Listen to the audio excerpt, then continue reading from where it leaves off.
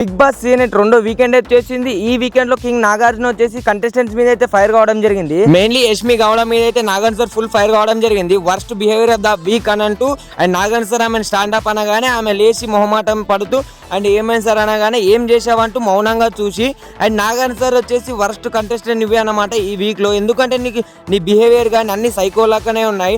And నువ్వు 2 పాయింట్లు ఉన్నాగా అండ్ ఒక పాయింట్ మణికంటకి ఇస్తే ఈక్వల్ అవుతుండే కదా, అందరికి ఈక్వల్ రేషన్ వస్తుంది. కానీ నాగార్జున సార్ అనడంతో లేదు సార్ అక్కడ నేను ఎక్కువ ఉండే అందుకోసం ఇవ్వలేదంటే అండ్ నీ బిహేవియర్ ఏంటి, అవతల నబీలు ఓడిపోతుంటే నీ బిహేవియర్ ఏంటి అని అయితే ఫుల్ షూట్గా అయితే ప్రశ్న అయితే అడగడం జరిగింది. దీనితో కన్నీరు కార్చుకుంటూ సార్ ఇంకోసారి చేయను సారీ సార్ అని అంటూ వేడుకొనడం జరిగింది.